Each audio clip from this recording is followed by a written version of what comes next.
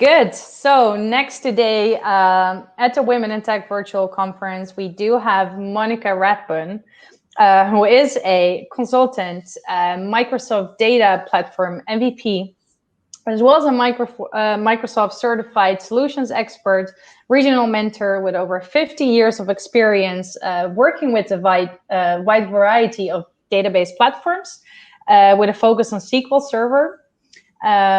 She is also the leader of the Hampton Road SQL user group and a frequent speaker at IT conferences. And we're very excited to welcome Monica today here with us for the Women in Tech virtual conference. So let's move to Virginia, United States for the session I'm in, Survival Techniques for the Lone DBA.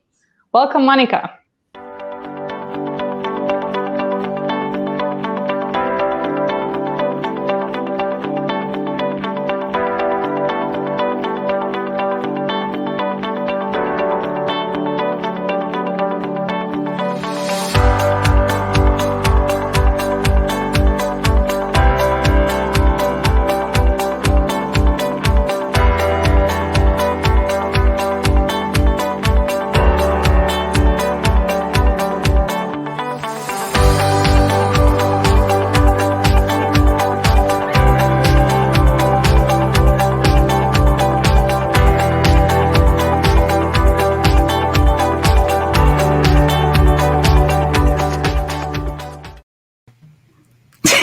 Everybody, I love those little intro videos. They're I know. Were you also like dancing like a little bit? Thanks for having me here today. So far, this has gone really well. I appreciate you guys providing the platform for us women in technology to get our voices out there. So thank you. I appreciate it. Thank you so much for being here with us today to also have your voice heard. And we're very much looking forward to your session. And the next 30 minutes, this virtual stage is all yours. All right. Thank you, guys. Appreciate it. So if you guys can see my screen, awesome. Yeah, so we're here to go over this session. And I just want to let everybody know that this is normally a 75 to 90-minute session. I am going to bring it to you in hopefully 25 minutes. So I do talk fast, so we should be able to accomplish this with no problem. If you want to watch the full session, it is on my website. I encourage you to go and download it and take a look.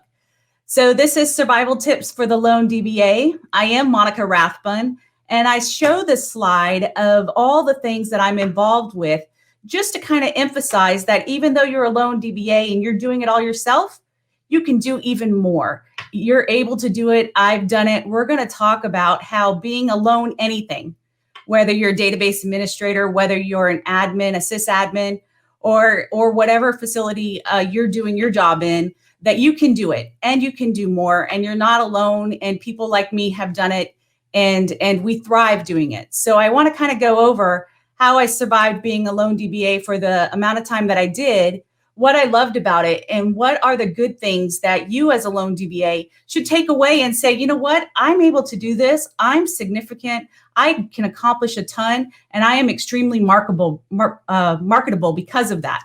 So let's take a look at some of the things. This is kind of a condensed agenda. We're going to talk about being it, that it's just you. We're going to talk about putting away some of our own insecurities and not trying to be the master of everything. It's okay not to know something.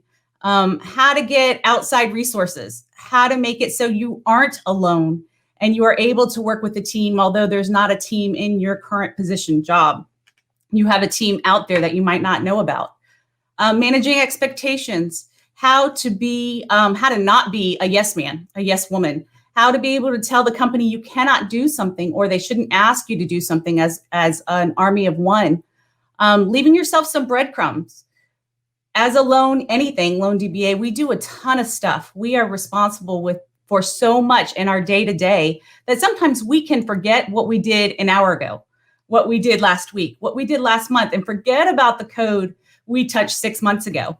Leaving yourself breadcrumbs helps you survive this kind of scenario. And we'll talk about the best ways to do that. And then we'll talk about number 6. They know you're smart. The people who hired you know you're smart. You don't have to prove it.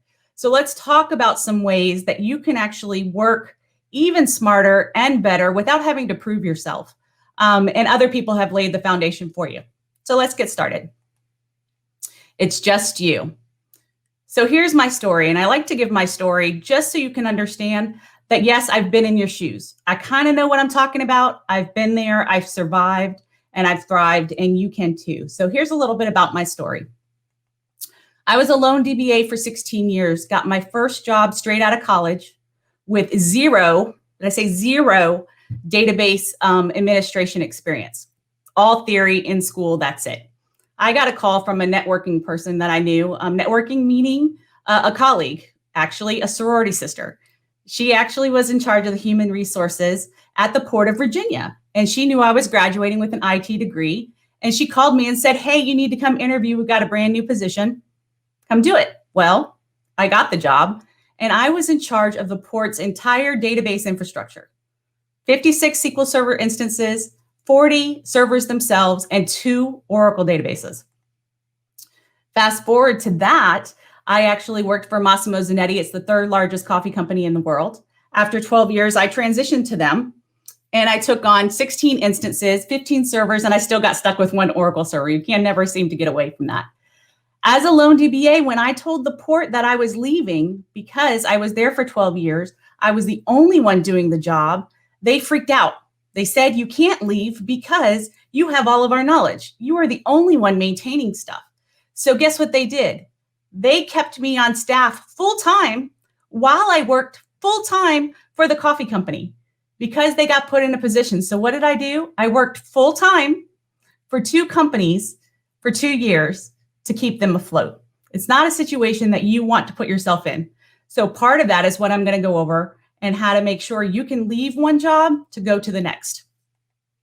My knowledge base then and now is everything but the kitchen sink. As a lone DBA, you have to know every facet of SQL Server, every facet of your job. You cannot be an expert on anything. So I knew a little bit of everything that got me through my day and kept the Port and the coffee companies running. Here's what the challenge was. I'm very much a type A personality. I want to know everything. I want to be a perfectionist. I want to learn what I need to learn to be a master at whatever it is I need to tackle. Well, when you're a lone DBA, you cannot do that. You have to change your mindset. You have to learn just enough to get the next point done, to get the next project going, to make sure the server is up and running. So you need to have a broad skill set. You need to be a self-learner. Do not rely on the company to train you. Do not rely on others to give you the information. You need to do what you're doing today and attending conferences and training sessions on your own, such as the one that I have on the screen, to up your skill set and make sure you're ready to tackle the next thing that falls your way, because it's just you. And because it's just you, you need to be able to have the knowledge or the skill set or the know-how of where to get that information on your own. You cannot rely on anybody else. So these are some great things that I've actually learned from myself, including C# Corner, that helped me grow my knowledge base. Embrace social media. I think people don't realize the biggest asset that you have are things like Twitter, Slack, and LinkedIn. We are very, very lucky in the SQL Server community to have a huge presence on Twitter. We call ourselves the SQL family, and we have a hashtag that says SQL help. 24 hours a day, because everybody's global, I can put a question in that SQL help hashtag and get the biggest minds in SQL Server to answer those questions for what? For free. They have helped me with production issues on things that I didn't know from a 240 character tweet. I was able to actually fix issues in the middle of the night because there were experts out there on Twitter helping me every day. So when a company hires you, one person, what they've really done is hired you and 1,000 coworkers. You have thousands of coworkers working with you every day, doing the same thing with you, helping each other on social media to get our jobs done. So if you take away anything from this presentation, this is the slide you need to really, really think about. If you're not taking yourself and diving into what the social media can give you, you're missing out and probably creating a little more work for yourself than need be. So definitely take note and dive into it, because we're out there to help. Building your network. You can't do it all on your own. We all write code. We all have ideas, but sometimes our own ideas we think are right may not be what's best for the environment. So sometimes we need a sounding board. We need somebody to throw ideas at, even though we're just by ourselves in that office as the lone DBA. So how do you find these experts? One, social media I talked about. Two, getting out to events, in-person events when we can, and start building a network of people. Start having conversations with presenters. Start finding some gurus, right? I'm not very good at PowerShell, but one of my best friends is a PowerShell expert. And if I need help writing something, I've got the expert for that. I'm not fantastic yet when it comes to things like Azure. However, I do know some Azure experts, and those are my people I'm going to go to. Maybe I need a code review. Maybe I need to have somebody that's really good at T-SQL that can look at my code and say, hey, Monica, you're not doing something right here, and they can help me make it better. How do I find these people? I just start talking to people. I talk to those speakers. I start building a network on purpose for things that I may need later. And those experts is who you need to get in touch with so you can go to them and get that second set of eyes. Saying no is okay. How many people like to say no? I don't. I don't want to disappoint people. It's very hard to tell your boss no, but no is an answer and no is okay. You've got to manage your company's expectations, right? Workload management. You're expected to do the work of 5, 10 people, maybe a whole group of people. 20 people is what's really needed, but it's only you. So you've got to be able to let your bosses know, hey, you've given me too much, or maybe visually keep a whiteboard in your office that has a list of all of your tasks that you do. So when they walk in the door, it's visual in your office that they can see how much work you are trying to do before they add more. Keeping them in maybe fill your calendar, sharing your calendar shows how busy you are. It kind of gives a visual and lets people know, hey, maybe they shouldn't add more onto you. So workload management, keeping that visual and being able to say no. Don't let them burn you out. There's nothing worse than having to go to work and dreading it because you have so much or you've given so much and you don't feel appreciated. Don't let them burn you out. You control it. They need you. You are important to that company. Lay the law. Make restrictions. Be able to take a little bit of control from that. Get some tools. Get some tools. We have 2 arms. But if you have tools such as monitoring tools or things that clean your code, or there's lots of different tools out there that allows you to accomplish tasks with a push of a button rather than having to write a lot of code or investing a lot of time. Sell them on paying the money to get you some tools. It's cheaper to get tools than it is to hire another you. So definitely do that. It makes your life easier. Use your boss as a shield. Make them say no, right? Make them deal with the hard to deal with other employees in the company that kind of make your job a little harder or tend to throw a lot of work your way. Use your boss. Create a relationship in which you can have them help manage the other people in the company's expectations of what they expect you to do. Admit you can't do everything. It's okay to say it's too much and I can't do something. It's okay to hire consultants. Hire a consultant so you can breathe, right? So you can take a break, so you can take a vacation. Hire a consultant to work with that other vice president that you don't like to work with on projects that you have to work with on the next one. Let somebody else do it, right? It frees up your plate so you can actually do stuff that you enjoy or invest your time in something new you want to learn. Don't be afraid of it. There is one company when I worked for the port, if you hired a consultant, they said, oh, that means you can't do your job. That means that you're incapable of being able to do that. And as a woman, I don't like to do that, right? We all have this, we must be perfect at everything, otherwise we don't try it, or there's this insecurity about our own jobs that we don't want to give it to somebody else. Guess what? Your sanity is important. Freeing up your plate is important. Your in-house knowledge, what you know about the company, how things work, why data is the way it is, why code was written the way it is, that's your safety net. A consultant can't take that from you. Another employee or a new hire can't take that from you. That knowledge is key. You don't have to worry about it. Hire the consultants, get some help, don't burn you out. Leave yourself breadcrumbs, right? Again, my mind, I'm getting older, but I do a lot of things all the time. So I call this my hit by the bus handbook. Take everything in your head and dump it to documentation. Write a book, a physical book, run book that talks about all the jobs, that talks about all the code, what calls what. If something fails, they need to do A, B, and C to fix it. If B fails, they need to call you. You need to put this stuff down in writing so you can actually have a life and take a vacation. It's easy for my backup, who happened to be the SharePoint person at the time, to take my book when I was driving home from work, if something failed when I left the office, to say, hey, Monica, we had a failure. I have your book in hand. I did A, B, and C, but I have an issue. So therefore I called you now, and I can get us through to the next thing and walk them through this book of how to do stuff. And guess what else this does? This puts all my knowledge written down. I'm sharing that knowledge because then that allows me to move on to my next job. That also allows me to be promoted. I'm going to pause right there because guess what? If you have all the knowledge in a particular job, a particular position, you're never going to be promoted. You're stuck because nobody can fill your shoes.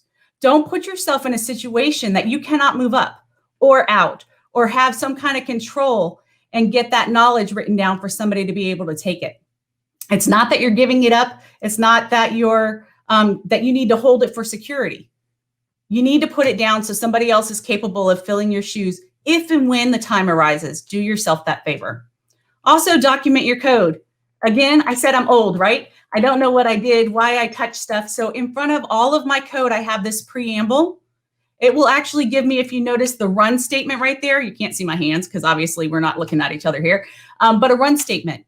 I need to know how that store procedure needs to be run. So I put an example there. Makes it easier for me. If I have a ticket that told me to make a change on this store procedure, I have a ticket number next to it. I also have a description, which I make it very verbose so I can know why I made that change. And guess what? I also put down who told me to make that change, right? So I can go back several weeks later or maybe a year later and look at my code and figure out what it's used for and why I made that change. So that's for me. That makes sure I can pick up and go quickly without having to dive in and figure out what the heck I did. So you don't need to prove you're smart, right? You don't need to prove you're smart. Avoid customizing code. Everybody wants to look smart and take the time to write something that's got this wow factor, right? Something that's just truly impressive that you made SQL Server do or you have going on in your environment. Guess what? As a lone DBA or a lone anybody, you don't got time for that. You don't. I don't need to spend 3 weeks, a month writing something when there's already tools out there. The problem for some people is that they do not know these tools exist. So I'm going to give you several of my favorites here. And these are ones that are actually built by people in the SQL Server community that I use every day. And I have used since I was a consultant. Since I was a consultant and when I was a lone DBA before becoming a consultant. And that's Glenn Berry. If you look at this link, he has about, I think there's 64, I could be wrong, different performance queries that you can look at that looks at the SQL Server DMVs and presents performance information to you that is valuable in order to performance tune things or to troubleshoot or to really dig into what your system's doing. You don't have to write that stuff. He's provided it for you and I use it every day. On top of that, when you're doing index maintenance and database integrity, there's a script here by Ola Hollengren. It's used community-wide, industry-wide. Everybody uses it to maintain this stuff. There's no reason for you to build things. Use what the community has out there for us. It's been vetted. It's used in the highest places, high volume places and things like that. We all use this. Don't waste your time writing your own. Adam Mechanic has given us SP Who's Active, who helps us find things that are going on right now. Blocking, what transactions are happening, what's our lead blocker, what's consuming some resources, things like that. Do not bake your own monitoring tools. Do not prove yourself as smart. Do not take a month to write something just because you can. It's important when you're a lone DBA that you get in, get out, get it done. It's out there for us. The problem is a lot of people don't know what's out there and what other people are using. But how did I discover this? Twitter, social media, asking around, going to training events like this. This is where you find out the information and resources that are out there for you. So definitely take advantage of these. If you're not using them, go look them up. You'll see industry-wide that we use them. So I got 4 minutes left. Well, I got 5 minutes actually, and I did that on purpose.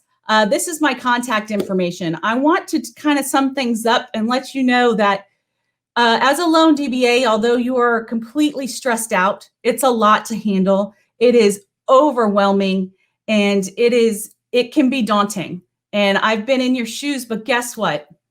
You are some of the most marketable people out there in our industry. If you get hit up in LinkedIn and other things by recruiters, they always give you a list long of things and expectations that they want their candidate to do. There's a lot of people in our industry that have a very narrow field that they're really great at. They're experts at something.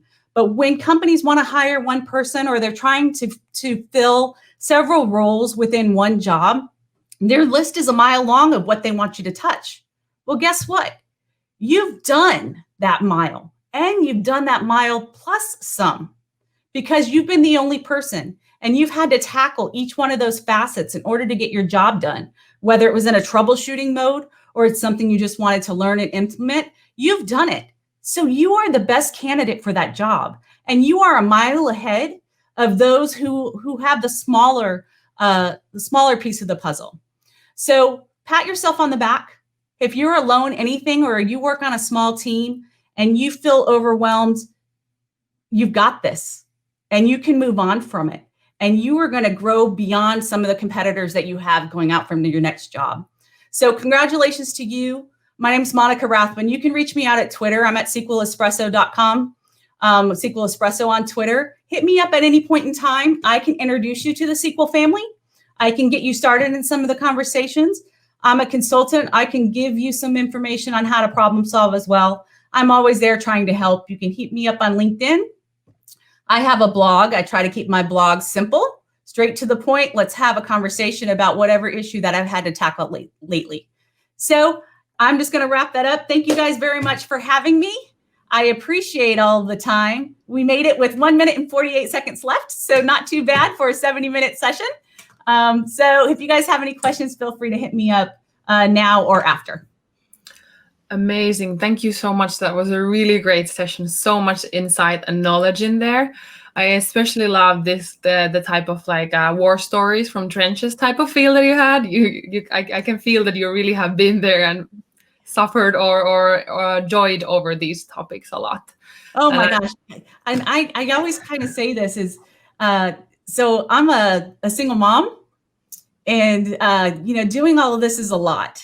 And being a woman in tech, sometimes juggling life balances and making this happen is difficult. My daughters dance, like they truly dance 30 hours a week on top of school. I was able to actually do all of this on flex time, right? I was able to take them to dance and work from the dance studio. I would have food delivered to my car so I can work from the dance studio. Managing your time, letting your boss know, hey, I can do my job 24/7 from anywhere is important. Ladies, you can do it. Men, you can do it. Make sure you're doing it on your rules. You can make it happen. They need you, right? So. For sure. Really great. I loved it so much. Yeah. Thank you, Monica. Thank you. Yeah, that was for us also, I think for Annie and myself, it's also very cool that we can follow the sessions and listen in. And yes, we still have like 2 more minutes to go. So I did see, so you have your own SQL Server user group, right? Which you lead. And so what I wonder, how are you dealing with the current situation? Like, are you having an in-person user group, or is everything kind of stopped for the moment? We're doing virtual. Okay. So we have our meetings once a month, and we hold everything virtual. We kind of check in with everybody and continue to go on with the training, because usually when you have a user group, we present a session and then we have networking associated with it. We do that online as well. So yes, I run the local user group here. We keep in touch. There's no plans to be in person anytime soon. It's not worth the risk. And these platforms make it easy. So we'll continue to do that. Wow, so really juggling indeed with the kids and the dancing and the working and keeping the user group up and running. So yeah, I think both Annie and I are very happy, as well as the audience, to have you here with us today. You make time available. Thanks. Yes, and actually, I am joining the C# Coffee Time this Sunday. So I'll be online talking to talking to you guys, and I look forward to spending my Sunday morning with everybody. Wonderful. Annie, do you have anything else you would like to ask or you would like to add? Not too much. I was thinking throughout the whole thing that even though it was for a specific profession, but I have to say that even if I don't do that job, it still taught me a lot, the whole session, because I think a lot of for example, the hit by a bus handbook, like really hits home for, I think, every profession. You really have to kind of manage your time and expectations and everything. Mm-hmm. Yeah. Great. But I think we can now introduce the next speaker.